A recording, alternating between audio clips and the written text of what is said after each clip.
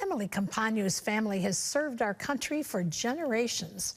She herself was born in a naval hospital. And one thing she's learned through the years, no matter the brutal demands of war, the Lord has always been our refuge and our fortress. Well known for her work on Fox News since 2018, Emily Compagno is a co-host of Outnumbered, along with Harris Faulkner and Kayleigh McEnany. What viewers may not know about Emily is her love of military service and that she's from a long line of highly decorated veterans herself. In a new book, Under His Wings, Emily chronicles the stories of 16 heroes going back to World War II who found their only true refuge in God. Emily Compagno is here with us now. And Emily, congratulations on a beautiful book. It's so well done. It's great to have you with us today. Thank you so much for having me, and thank you for that beautiful introduction. I'm so grateful for that. You know, this really was the honor of a lifetime to serve as a messenger for these extraordinary voices within this very special book. Well, you come from a long line of decorated veterans. Tell us about some of the ways that your own family has served our country.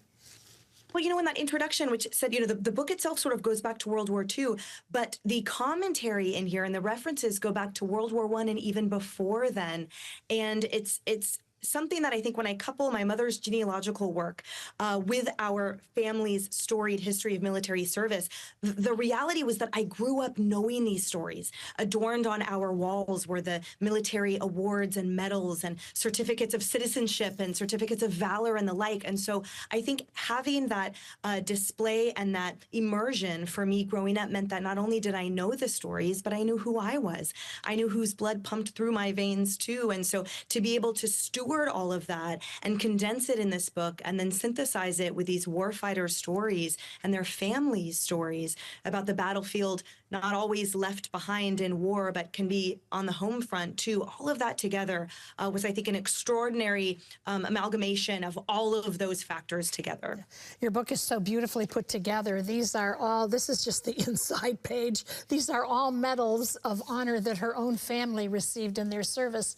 And while you didn't join the military, you did have a life-changing visit and you ministered to them when you took a trip to Iraq. It was a USO trip. What happened? Yes, ma'am. Thank you. So I was too small to be a fighter pilot, so ROTC was short-lived in college.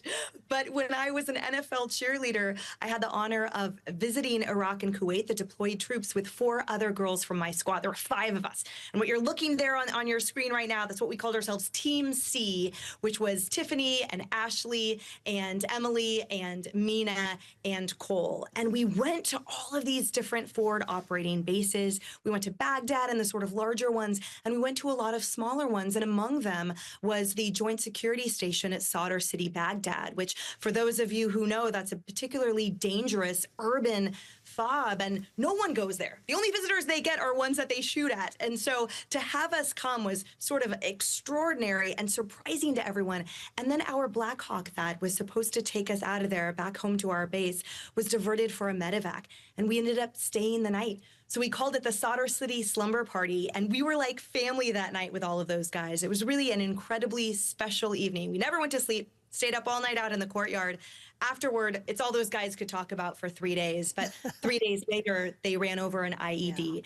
Yeah. Lieutenant Timothy Karcher lost his legs, and on the way back from the 9-hour medevac for him, Sergeant Timothy David lost his life. And he was younger than I was at the time, on his 6th tour of duty. So my reunion with Colonel Tim Karcher is also in this book, and his incredible story of faith and how he credits prayers with keeping him alive multiple times, as he died multiple times and had to be resuscitated, and the story of faith that combines those brothers to this day. Well, faith is woven throughout your book. The book tells the story of divine protection on the battlefield, one that we'd like to highlight right now. Sergeant Jeff Struker, who was in Mogadishu for the Black Hawk Down battle. What happened? Jeff Strucker's extraordinary story, many attribute the miracle to his survival, to his surviving that historically ferocious and long battle of Mogadishu there in Somalia. But the miracle, as he says, is actually what happened after. That during that violent fight that the guys around him noticed, they said, "What is that calm that you have?" It was the peace that surpasses all understanding, that he knew no matter what happened, if he were to surrender his life that day, make the ultimate sacrifice, he was going home to be with his Lord and Savior. And if he survived and went home to his high school sweetheart who was pregnant at the time with his firstborn child, that he was going home then too. But the point is that he knew where his soul was going regardless. And that at the end of that firefight, as the guys crowded around him on the tarmac and said, "Jeff, we want what you have. What was that about?" He said, "It's Jesus." And that to a man to this day, every single member of that unit is now a Christian. And that is what led to his calling to be a minister, and not just a minister, a military chaplain, but a combat veteran minister, where he could meet those war fighters exactly where they are and exactly what they need, which is what Jesus did to spread that light. Boy, the courage needed by the people who are out there, the men and women out there on the field, and the families who are left behind is quite remarkable, and you tell it so clearly. Share about one of the military wives named Sarah Verardo. What can you tell us about her? She's an incredible individual. And, as we spoke earlier about what the battlefield looks like, that it can morph, and that saving a life of a warfighter does not always, it can look different for many. And for her husband suffered catastrophic injuries after being IED exploded over the span of 2 weeks. Since then, he's endured over 100 surgeries, and the reality of their existence is difficult and challenging, and it keeps changing. And she, to me, is the most incredible example of a biblical wife, of what it looks like to love your husband so much, to love God and Jesus so much that you know what that sacrificial love looks like, and that you show up every day epitomizing that love. And so her story is very candid and very detailed, and very educating about how war changes, and that the aftermath oftentimes of battle is the more challenge, it's the more brutal chapter than anything on the battlefield that we know. Well, you also highlight a former Fox News colleague of yours, Morgan Ortagus. You say her boldness in faith shaped world history. How so? Morgan is just such a strong example of being bold in faith.